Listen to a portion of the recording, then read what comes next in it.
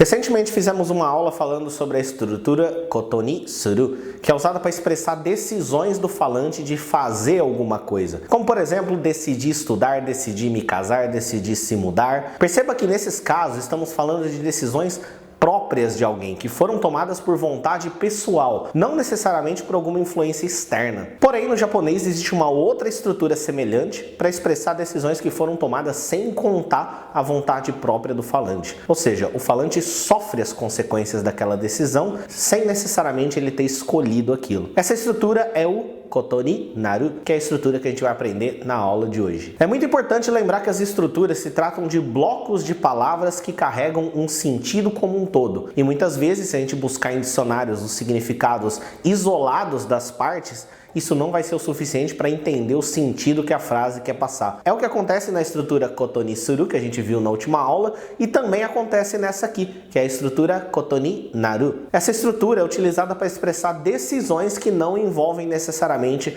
a vontade pessoal do falante. E para usar ela, você vai posicionar a estrutura logo depois do verbo, né? Logo depois da ação em que foi decidido. Por exemplo, temos esse verbo aqui. Ele é lido ryokosuru, que significa viajar. Se alguém quisesse expressar a ideia de que foi decidido que vai viajar, ou seja, não foi ela que decidiu, foi o chefe, foi a família, enfim, foi vontades externas aí. A gente poderia falar ryokosuru koto ni natta. Decidiu-se que vamos viajar. No caso, o naru da estrutura koto ni naru, ele está flexionado no passado, ficando koto ni natta. Se você não conhece muito sobre os verbos, como flexionar esses verbos muito básicos, mais uma vez temos o livro Desvendando a Língua Japonesa para você aprender esses conteúdos mais elementares. Vamos ver o exemplo numa outra frase aqui, ó. Temos primeiramente essa frase. Ashita wa Tanaka Sensei ni au koto ni natte imasu. Amanhã está planejado que eu vou me encontrar com o professor Tanaka. Então temos aqui, ó, ashita significa amanhã,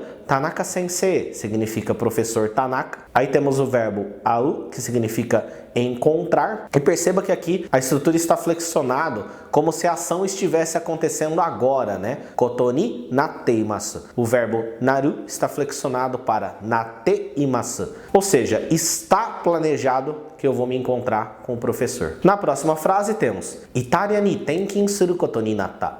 Foi decidido que eu serei transferido para a Itália, ok? Temos aqui Itália, que significa Itália.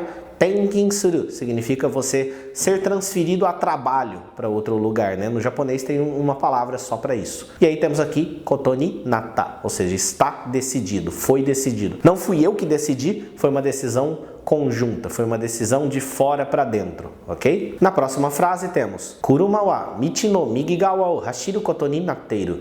Está estabelecido que os carros correm pelo lado direito da pista, né? Então temos aqui Kuruma, significa carro. Aí, ó, migi gawa significa o lado direito. Migi significa direita, gawa significa o lado. Mas trate isso como uma palavra só. Migi gawa, o lado direito. Hashiru significa correr. Koto ni natteiru, está estabelecido. Perceba que a gente já traduziu a estrutura koto ni naru como está decidido, está estabelecido, está planejado, né? Eu bato novamente naquela tecla que significado é diferente de tradução. A gente entende o significado da frase e a gente monta a frase mais apropriada em português, utilizando palavras diversas que transmitam esse mesmo significado. Uma pessoa que pensa muito em tradução, ela pensa assim, koto ni naru significa está estabelecido. Não, a ideia por trás da estrutura é que alguma coisa foi decidida. E aí, como você pode montar frases em português, né? A versão em português, utilizando várias palavras diferentes. Aí na próxima frase temos Shiritsu daigaku e iku koto ni narimashita. Acabei indo para uma faculdade particular. Shiritsu daigaku significa universidade particular. Temos o verbo ir, iku, e aí temos koto ni narimashita, ou seja, está decidido, foi decidido e eu acabei tendo que ir para uma universidade particular. Agora temos uma frase bem simples, né? Souyu koto ni narimashita. E foi decidido assim, né? Souyu koto significa tipo assim mesmo, né? Esse fato, né? Desse jeito. Então, desse jeito, souyu koto ni narimashita. Ficou decidido desse jeito, ficou decidido assim. Na próxima frase temos Kenta-san wa kono shigoto o yameru koto ni natta. acabou sendo decidido que o Sr. Kenta vai sair desse trabalho. Aqui tá claro que não foi uma decisão única dele, né? Senão seria koto ni shimashita ou koto ni shita. Não foi uma decisão conjunta, que pode até ter a participação dele ou não, mas foi uma decisão conjunta. Então o Sr. Kenta, ele vai sair desse trabalho. Mais uma frase: Kotoshi nihon ni ikanai koto ni narimashita. Foi decidido que eu não vou ao Japão esse ano. Então temos aqui, ó, nihon ni ikanai, não ir ao Japão. É o verbo iku, né, que significa ir, só que ele está na negativa, ikanai. E aí temos a estrutura, koto ni narimashita.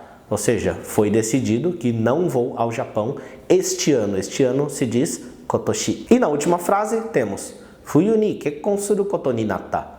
Acabou sendo decidido, acabou que vou me casar no inverno, né? A gente até tinha na outra aula falando da estrutura koto ni suru, onde ele decidiu que ia se casar na primavera. Aí aqui, acabou que vou me casar no inverno, ou seja, por forças maiores, por decisão que não cabe ao falante, né? Por algum motivo, acabou sendo decidido, acabou acontecendo de que ele vai se casar no inverno.